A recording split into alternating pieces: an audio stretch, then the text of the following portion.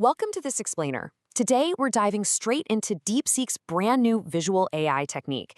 This is a breakthrough that's completely upending how we think about artificial intelligence, vision, and honestly, cost. If you've been tracking AI, you know vision has literally always been this massive, computationally exhausting hurdle. Well, that is about to change big time. We're kicking things off with this quote because it perfectly nails the fundamental flaw in current tech.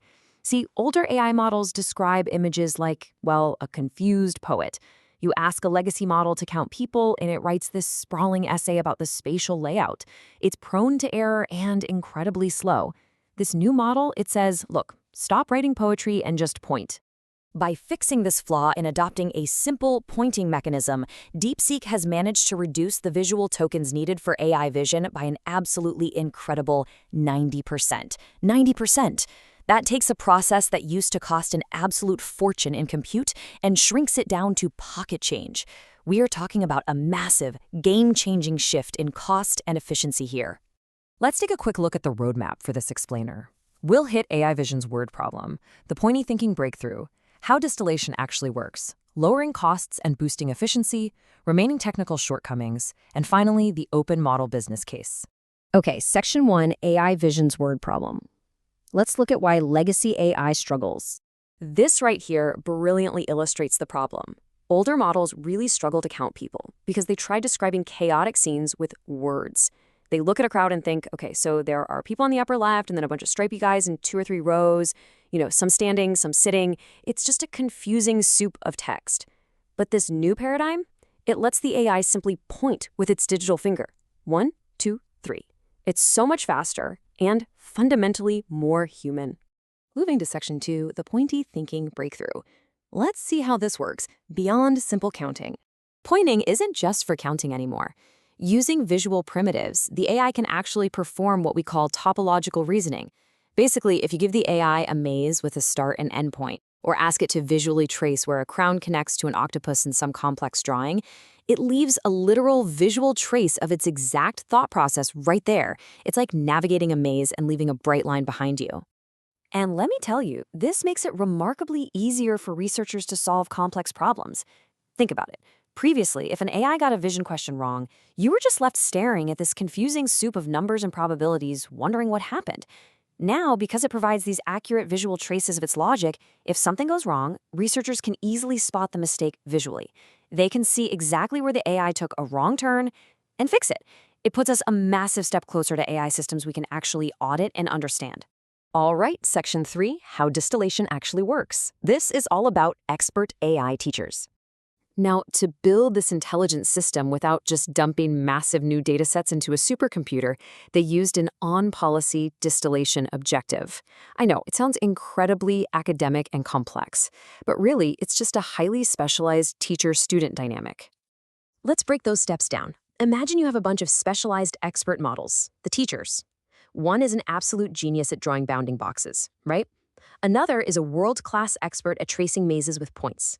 The student model attempts a specific visual task, and the expert teacher chimes in with exactly how it should be done. Through this repeated guidance, the student successfully distills that knowledge and eventually masters all those different visual thinking methods in one single unified system. Section 4, lowering costs and boosting efficiency. For years, the industry hype told us that more pixels and more tokens equaled more intelligence. We assumed we needed higher resolution everything to make AI smarter. Well, DeepSeek completely shatters that assumption. The reality is that less is actually more. By using 90% fewer visual tokens and focusing on how the AI looks rather than just the raw resolution of what it's looking at, they've achieved absolutely incredible efficiency. Look at this benchmark comparison.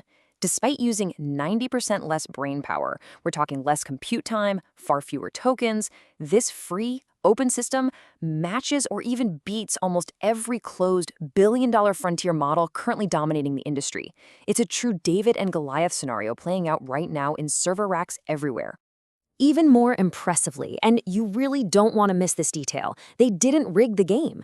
Look, it's the oldest trick in the AI playbook to create your own in-house benchmarks so your model magically comes in first place. But DeepSeek firmly excluded their own in-house benchmarks here. This victory is an objective average across 7 completely independent tests. Moving on to Section 5, remaining technical shortcomings. Let's look at the model limitations objectively. Of course, we have to look past the media hype and bring things back down to earth. There are 3 specific technical shortcomings to be aware of right now. First, the AI doesn't automatically point. It actually requires specific word cues from the user to initiate this pointy thinking. Second, because it's not relying on massive high-res imagery, it struggles with thin structures. Think counting blades of grass or individual strands of hair. And third, its topological reasoning doesn't always smoothly generalize when you show it an entirely new, unfamiliar concept. So with those limitations clearly mapped out, why does a free, open-source AI blueprint, a paper that basically gives away the secret sauce, actually matter to your business strategy today? Section 6. The Open Model Business Case. Let's examine the macroeconomic reality. Right now, the largest AI companies in the world are moving toward initial public offerings. When they IPO, they become legally bound to maximize profits for shareholders. That means they're going to be heavily pressured to extract more money out of hardware, more money out of API access, and more money out of token usage every single quarter. This breakdown perfectly highlights why increasing your business profitability means having your own AI model.